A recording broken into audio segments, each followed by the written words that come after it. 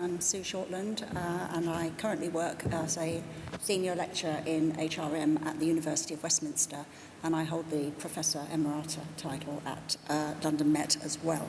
The legislation all started or kicked off in the UK really in the 70s and 80s with the Equal Pay and sort of Race Relations Act. It goes back an awful long way, and you might think, well, how far have we really come in that time? Because, you know, what difference are we actually seeing when we're looking at statistics today on the gender pay gap, for example, which is probably indicating that women are not getting the same amount of pay as men. And we haven't started yet on looking at an ethnic minority pay gap, but I'm pretty sure when we do, that will probably show even more horrendous statistics. So, you know, how far have we actually come? But I think we have come a long way, actually, so I don't want to have a negative approach. I want to have quite a positive approach to this. So we started off with all this equal opportunities legislation, and that was to say in the sort of 70s and 80s. And then diversity became the big mantra of the 90s with the work by Candola and Fullerton, which was a CIPD publication, and some of you might remember that. Or maybe not, you might not be as old as me, but I can remember that anyway. But the move across from equal opportunities, the wording has changed, the language has changed. We don't tend to talk about equal opportunities, we talk about equality. And there's a subtle difference there, because equal opportunities is about implying that people actually don't have that opportunity. They don't actually have that equal chance. Whereas equality is actually treating people as equals. So there's a shift in the language. And as we've moved across into diversity, we've started to recognise the importance of celebrating difference. And we tend to think of diversity in terms of the protected characteristics that have appeared in the Equality Act. But diversity goes beyond that, because it also includes ways and means of thinking and work style and different sort of ideas of sort of personalities and preferences and how we operate in the workplace. So it's actually wider, I think, than the protected characteristics that we see in legislation.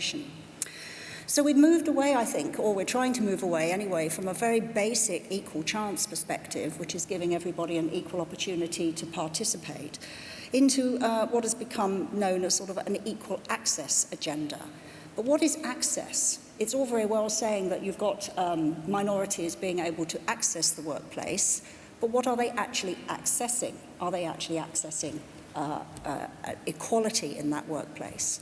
And increasingly, I would say we're striving to move in that direction, but we've still got quite a few problems, because you tend to find that women, for example, girls in education and women when they start their careers, tend to get segregated horizontally, and they tend to get, I won't say pushed into, but they tend to almost get encouraged to go into the female-friendly professions. And the problem with the female-friendly professions is, on the whole, once something is denoted as being feminized or female-friendly, it tends to attract less status. So it tends to attract less pay and less progression. So it's called horizontal segregation. And on the whole, women and minorities tend to be horizontally segregated. So they don't necessarily start off in careers that actually give them the opportunities to progress further. Moving on from this idea of sort of equal chance, equal access, we move into the notion of equal share. And that really is about everybody having an equal share throughout the workplace. So that brings us into the notion of vertical segregation. So whether women, minorities, can actually move up within organisations.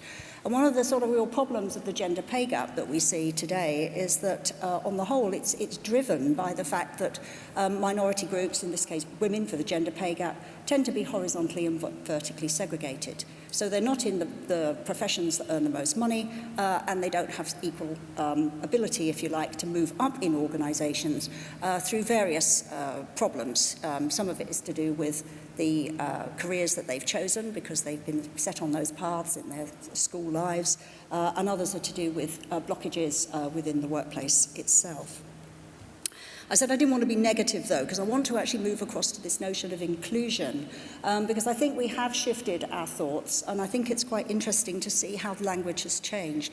So we used to talk about equality and diversity. Now it's equality, diversity, inclusion. But actually, if you look at some of the programs on conferences today, and Fiona's is one of them, it's actually about an inclusive workforce. And we're seeing inclusion coming first in the list, inclusion and diversity, rather than diversity and inclusion. So what, you might say.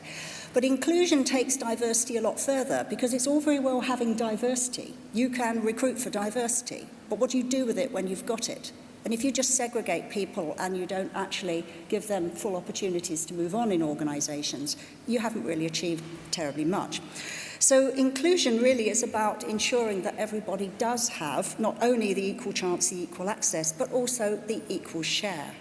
And inclusion is about, well, it's about a lot of things, I suppose, but it's really about how we have, as you've been talking about just now, about the theatre group, it's about having management and leadership that has an authentic approach and actually has an inclusive perspective. So it's really about thinking how you do include people. How do you actually hear their voice? How do you actually listen to them? It's all very well taking them on board and saying we've got a diverse workforce, but that's not going to get you very far in terms of having a productive workforce if you don't actually listen to what they have to say. The other point I'd probably make about this sort of equality and diversity and inclusion as an agenda, or shift it around and call it inclusion diversity and falling back on the equal opportunities bedrock, is that we do it for several reasons. I think, first of all, there's a social justice argument. There's a moral imperative to treat people in an appropriate way and to draw upon their talents in the best way. There is a human capital perspective, and any of you who are in HR will be very familiar with the sort of human capital perspective, which is about using people as a resource. And that's all very well, and it helps businesses make money, but at the same time it tends to have a bit of an amoral backdrop to it. And then the final one is probably the business case argument that everybody's very familiar with. Diversity and inclusion is good for business. But you need to be a little careful, because the business case argument can also be quite immoral, or amoral, I should say. And that's because it's all very well, recruiting for diversity and including people when you want them and need them. But the problem with the business case argument is when you don't necessarily want them and need them, that imperative tends to drop away. And certainly in the very early days when diversity became very popular, it was in the 90s really, as I say, with Candola and Fullerton's early work. It reflected the era of globalization. It affected an era of what was known at the time as the demographic time bomb. Employers just didn't have enough people that they could see coming through the labour market to do the jobs that they wanted them to do. And hence the great interest in diversity. So there's the worry. The business case drives diversity when you need it, but it can fall away if you no longer need those minority people in your workplace. And employers then tend to fall back on their sort of tried and tested and traditional workplace members. So it's about thinking really not just short term, and at the moment I think a lot of people are very focused on the gender pay gap and trying to resolve that, and they're taking actions to include more women in the workforce, which tends to actually cause an immediate fall in your or bad statistics for your gender pay gap, because you're basically taking on more women and perhaps at lower levels as you train them up. But less to focus on that short term, but think about a long-term agenda for inclusion, and think about issues to do with how your leadership can be more authentic. Just to say, final thing on it, recent research is actually focusing on this notion of authentic leadership. So if you have authentic leadership that actually really does promote inclusion and take steps to ensure that that happens, other people follow suit, basically. So it starts throughout the organisation, but I do want to stress the importance of good leadership, which I think Paul was saying earlier.